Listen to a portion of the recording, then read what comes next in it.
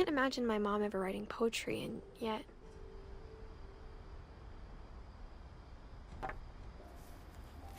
A poem for Gus, who always said the wedding was a bad idea. Our father never hit us kids, at least not very hard, before the day my brother said with teenage disregard that he'd be dead before he'd see a wedding in our yard.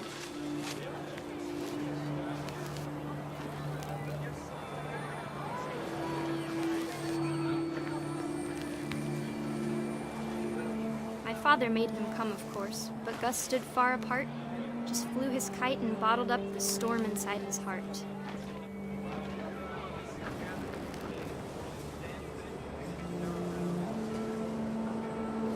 I tried to talk him out of it, but though he'd never met her, "We don't need a stepmom," were the words that I now remembered. pronounce you husband and wife. You may kiss the bride.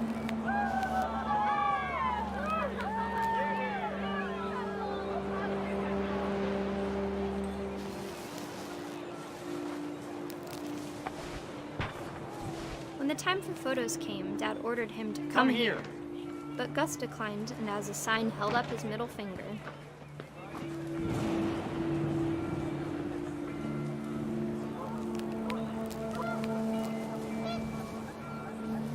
The wind picked up, and panicked geese appeared and quickly went.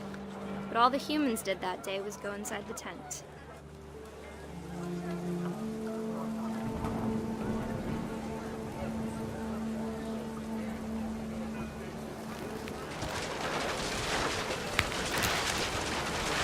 Rain came down in buckets then, but no one seemed afraid that nature might destroy the tent our dad had crudely made.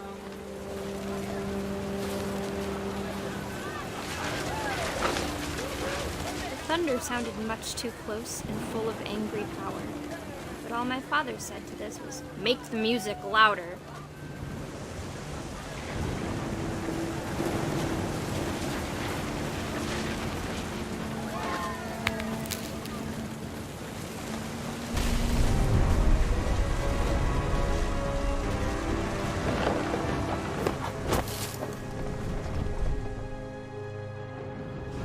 I wish that I could truly say I thought about you on that day. Out there on the beach alone, just you, the wind, the sea, and foam. But I didn't, until we found you.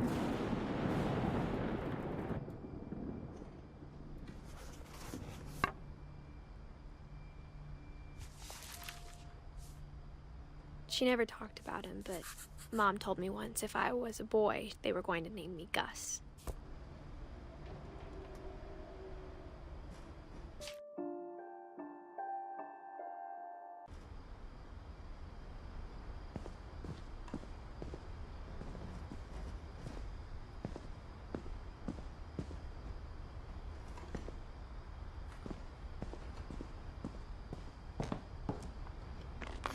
My mom moved up to the loft after her brothers died. At the time, it was as far away as she could get.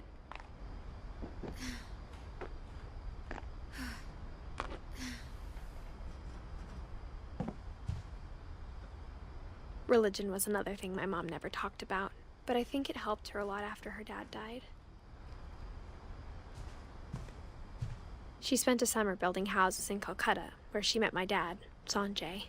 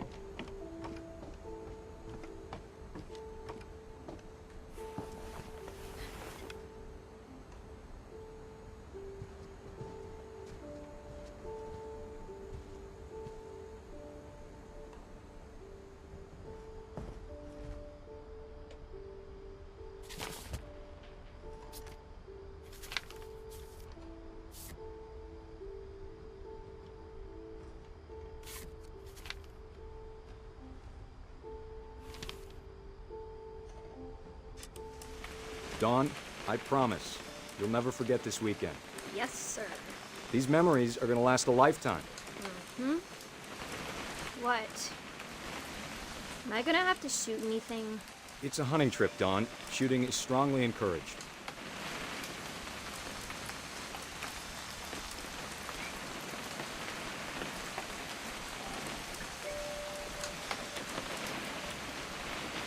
It's too early, Dad.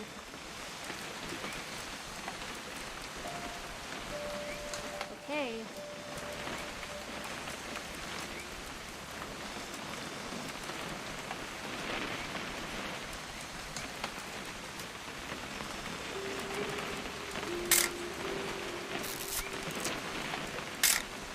Perfect.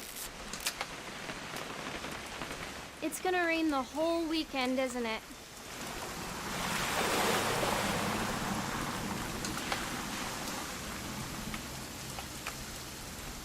Please just take the damn picture. Hey, language. Did you want to get a picture of me or what? I will never forget this weekend, Dad. Okay, got it. I'm gonna take some pictures, okay? Just be careful. That camera's older than you are.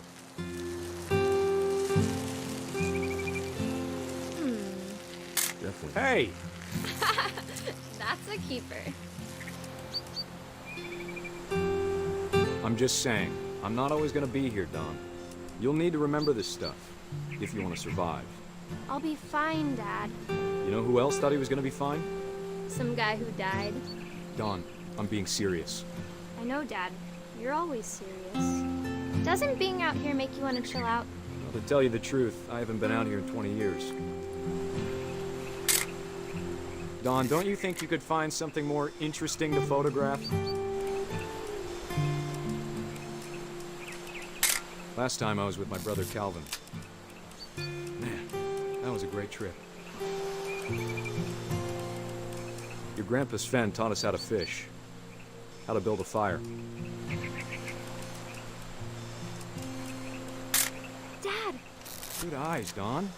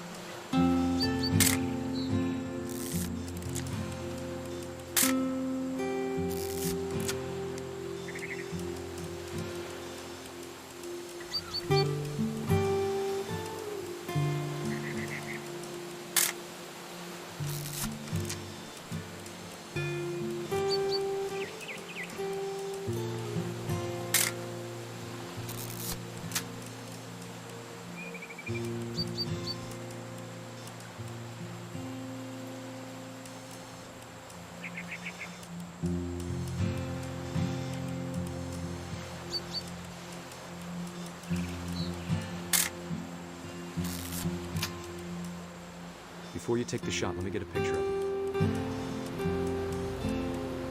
Dad, I... Just breathe. Turn off your imagination. Focus on your target.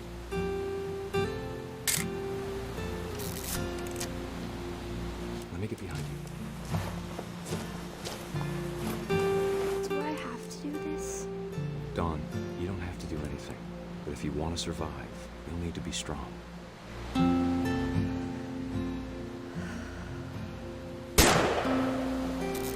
Great shot, Dawn!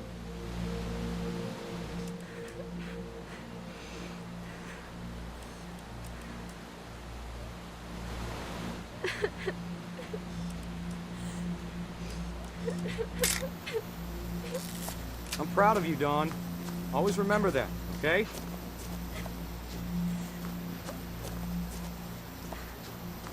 Dad, it's twitching. I think That's it's totally normal, Dawn. Just focus on the camera. Try not to think about— Dad!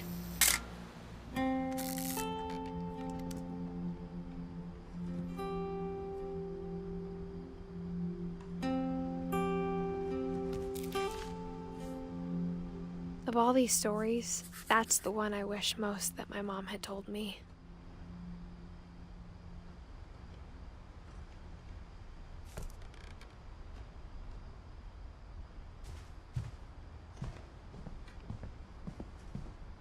Instead of hiding from death, Sam seemed to go out of his way to meet it.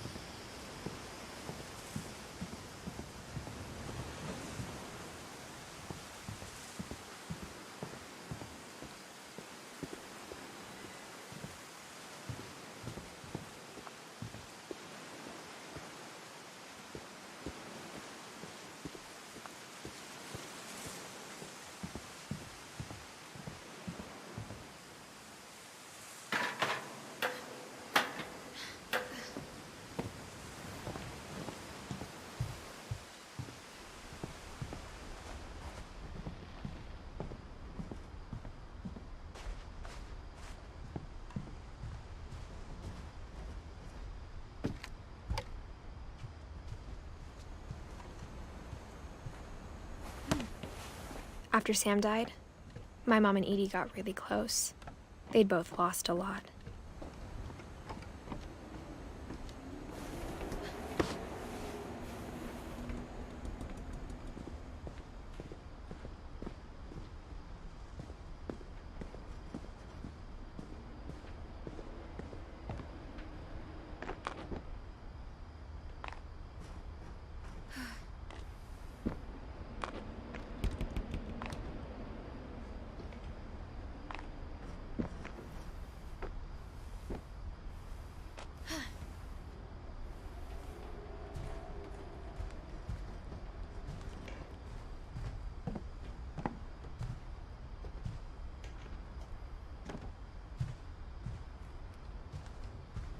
My mom moved to India a week after graduation and got a job teaching English. Louis was born a year later.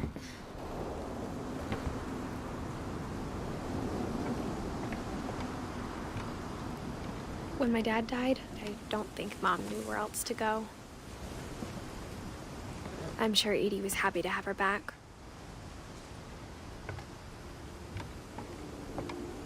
The house had to get a little bigger, but Edie was used to that.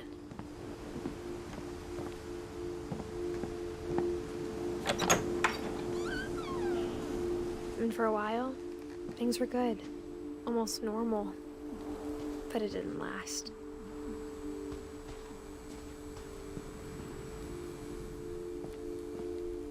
The beginning of the end was Milton's 10th birthday, when Edie gave him a castle.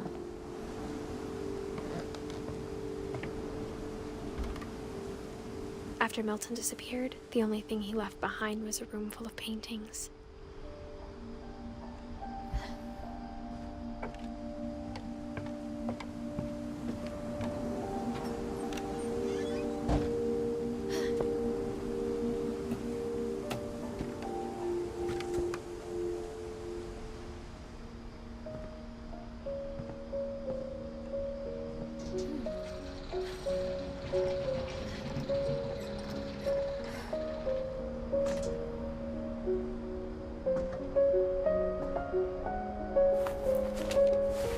Milton Finch in The Magic Paintbrush.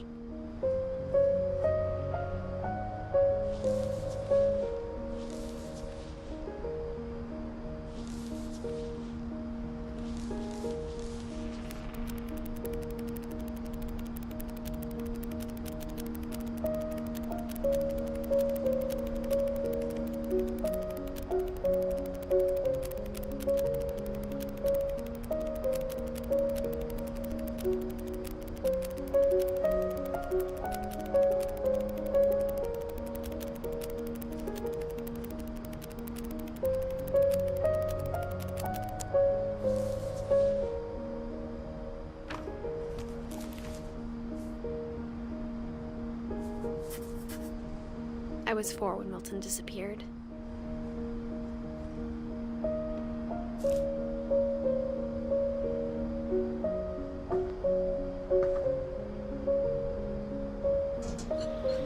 Mom spent months searching for my brother. Then she sealed the doors.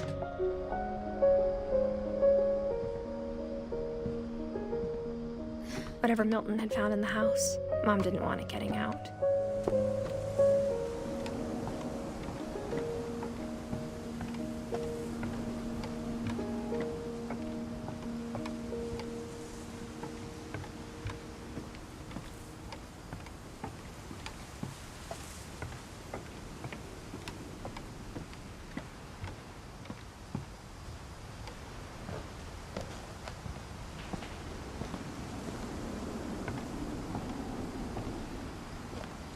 Mom definitely blamed Edie, but I think Louis blamed himself.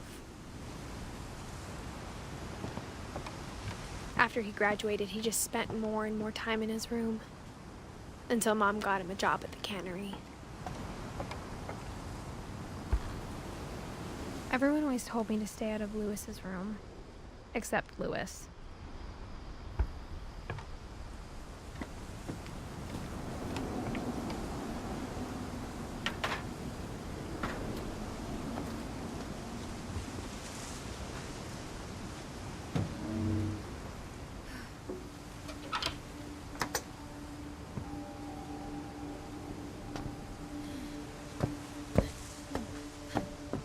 Louis's room smelled very, very familiar. That part of him lived on.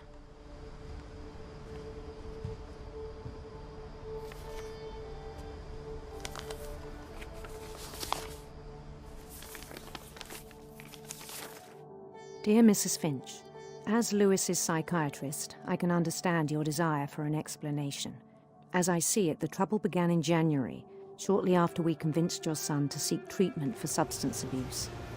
Newly sober, I believe Louis first noticed the monotony of his daily life.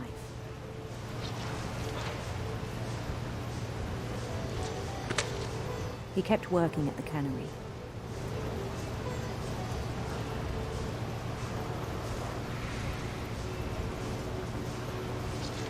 But he withdrew part of himself.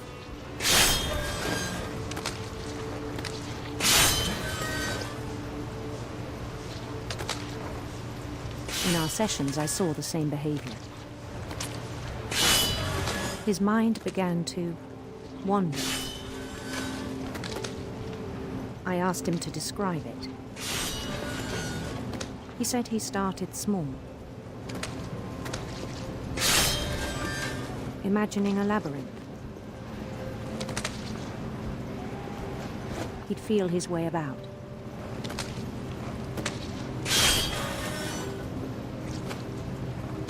Then something moved. Bats. And toads.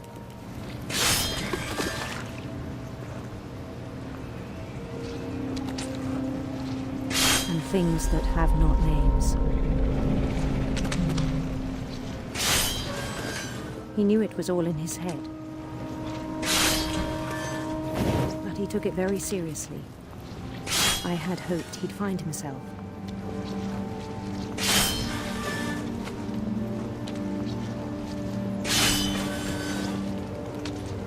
But he found something more.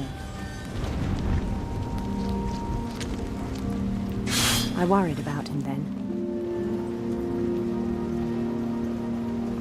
Daydreaming at the cannery. I spoke with his boss. But he said Louis had become a model employee. Methodical, tireless, focused. Like a whole new Louis. So I let him go on.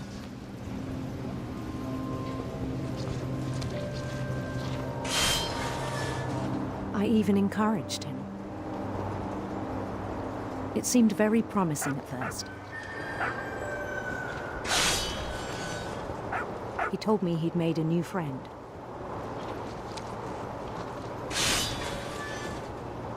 On the edge of a city he named Louis Topia. He built the city up slowly, brick by brick. Then he made musicians.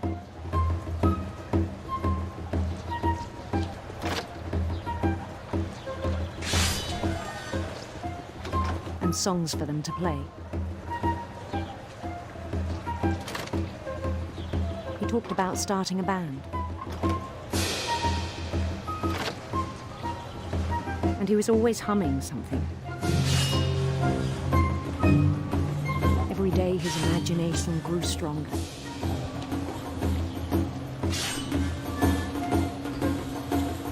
He no longer spoke at the cannery.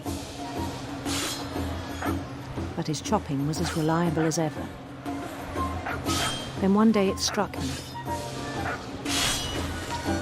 that all the cheering crowds, even the stones under his feet, were all in his imagination, so he could do whatever he wished.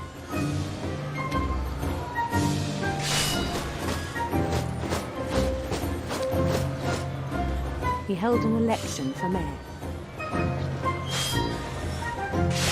And he won. They begged him to stay, but his mind was already wandering. It became a game for him.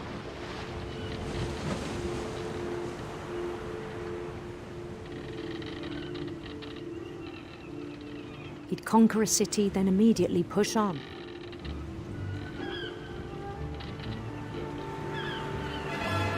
New Louisville.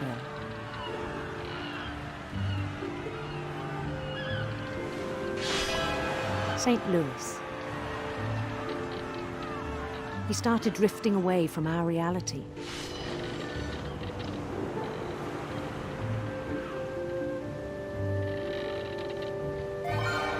Minneapolis, until one day he forgot to go home from the cannery. Even as his mother pleaded with him, part of Louis kept sailing on.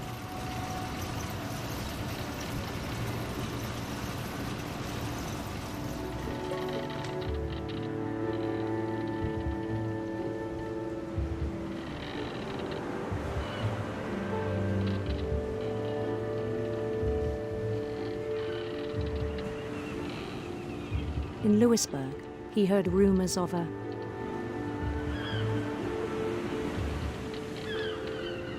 handsome queen.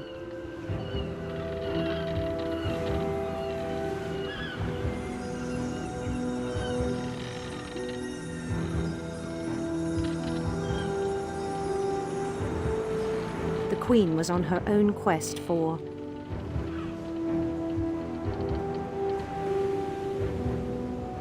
radiant rainbows.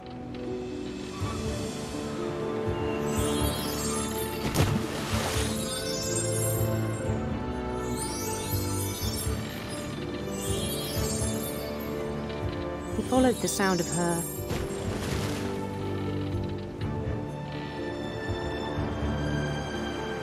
silver harp.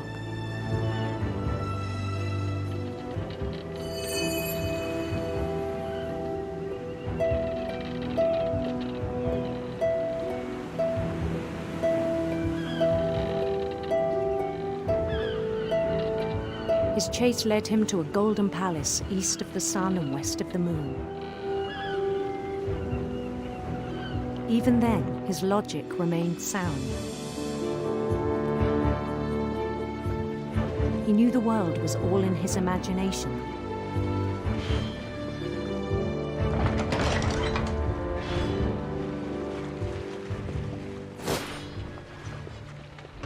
But he was so proud of having created it.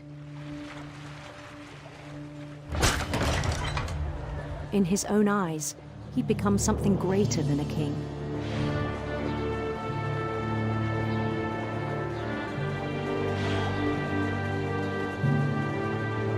For someone who'd never known success in the real world, I think it was overwhelming. And then it struck him that the real Louis was not the one chopping salmon, but the one climbing the steps of a golden palace.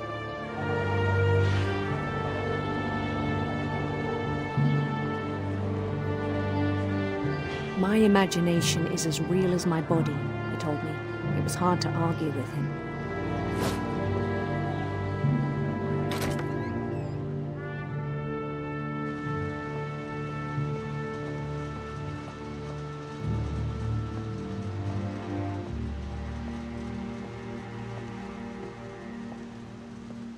He began to forget the world we know.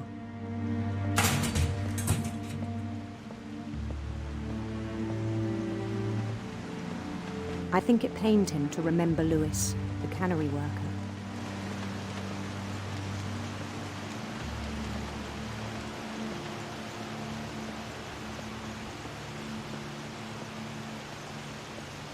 He began to despise the man with a royal contempt.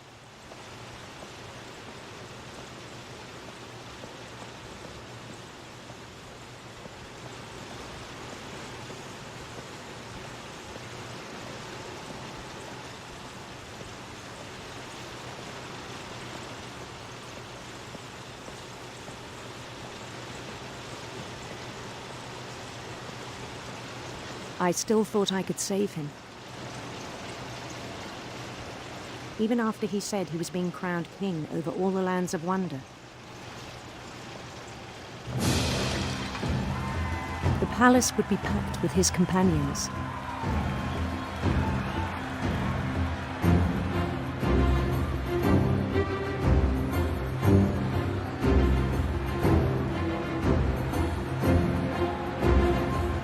Including the wise Calico who'd insisted on inviting me.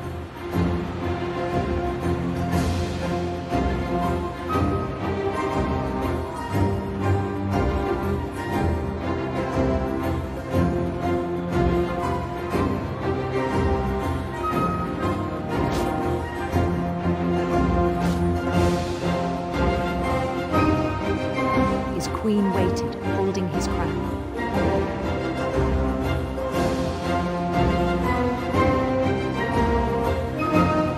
There was only one thing left to do.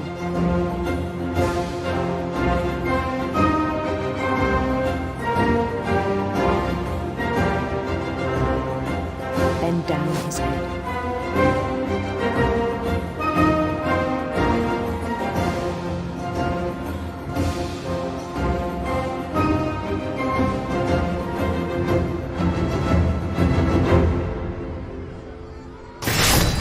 And the rest I think you know. Mrs. Finch, your son was a kind man who will be missed by all of us who knew him.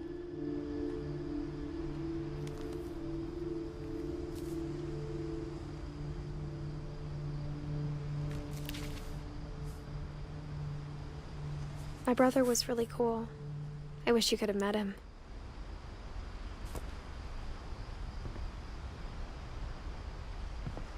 Lewis and I spent a lot of time playing games together, but he was surprisingly bad at them.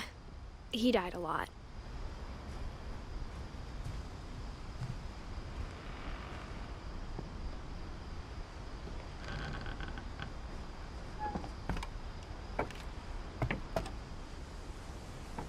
On the way back from Lewis's funeral, my mom told me to start packing. She waited until the day before we left to tell Edie.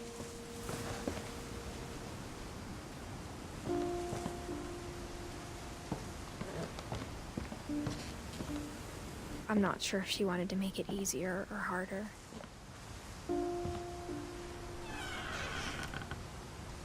I wish we'd stayed. But I understand why we left.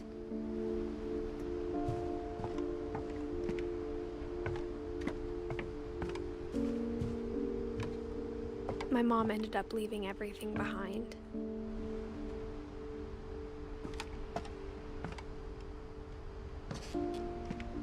What happened that night had been coming for a long time. Maybe it should have come sooner.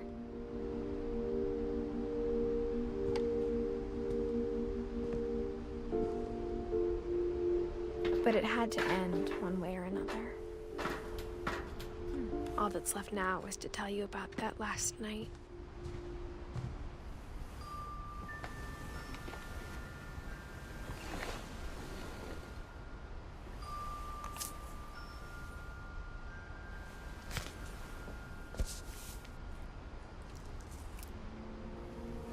That whole last day, Edie just watched us pack and didn't say a word. Until supper, when she raised her glass and said, To our final night together, and all our final nights apart. Grandma, you know what I said about alcohol. Some of your medications are very Edith, specific. I left a present for you in the hallway. Why don't you go open it? The grown-ups have to argue now. I'm sorry, you're right. We're all leaving tomorrow. Let's just enjoy our last... I'm not leaving. Edith, you're excused.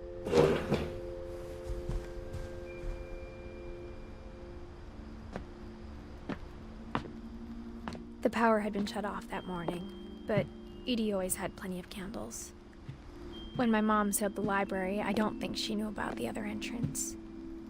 Or that Edie had a key to it.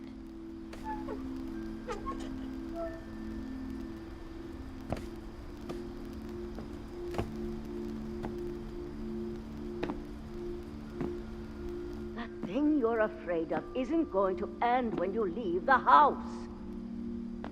Edith has a right to know these stories. My children are dead because of your stories. I think it's best if Edith and I leave tonight. We'll have the nursing home send a van for you in the morning, okay? Dear Edith, there's so many stories I wish I could tell you, but there's only time for one. This is about what happened on the night you were born. That night, the tide went way, way out. It was the first and last time I ever saw the old house aground. There'd been an earthquake out in the middle of the ocean. They called it the lowest tide in 1,000 years. God, it smelled awful. You know, I've seen that house every day of my life.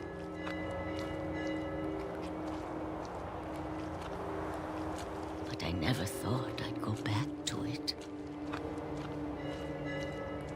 When the fog rolled in, I lost my way.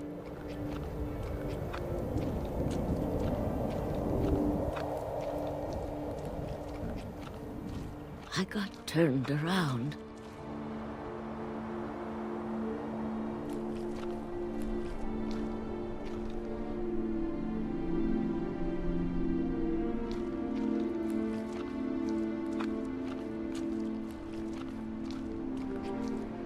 I started seeing things.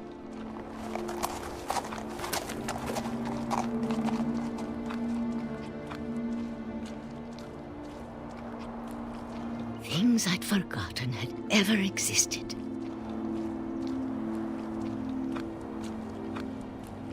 But when I saw them, they felt like old friends. That night, a lot of things came back to me. Or maybe I came back to them.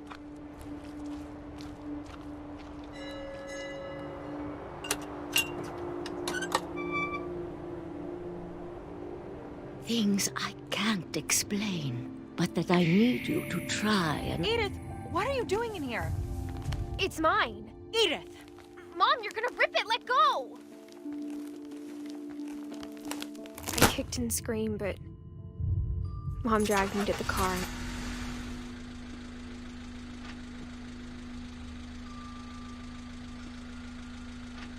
I never saw Great-Grandma Edie again.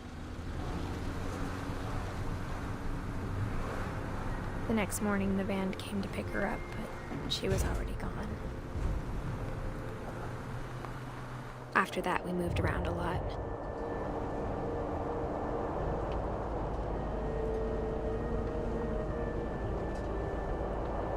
We both tried to make the best of it.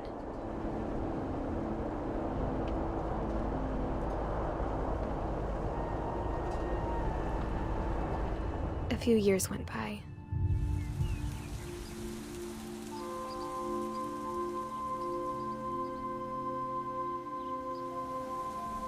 My mom didn't like to talk about it, but she started getting sick a lot. rest happened pretty quickly. She got better for a while, and then she didn't. And then I was alone.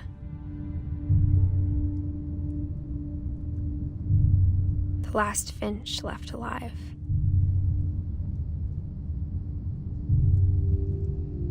Until I found out about you. I'm still not sure what to tell you about all this. If we lived forever, maybe we'd have time to understand things. But as it is, I think the best we can do is try to open our eyes. And appreciate how strange and brief all of this is. This journal was supposed to be for you. But now I hope you'll never see it. I just want to meet you. And tell you all these stories myself. But I guess if you're reading this now, things didn't work out that way.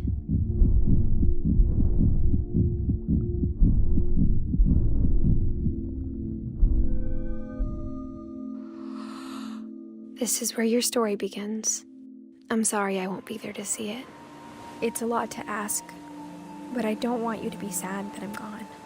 I want you to be amazed that any of us ever had a chance to be here at all. Good luck.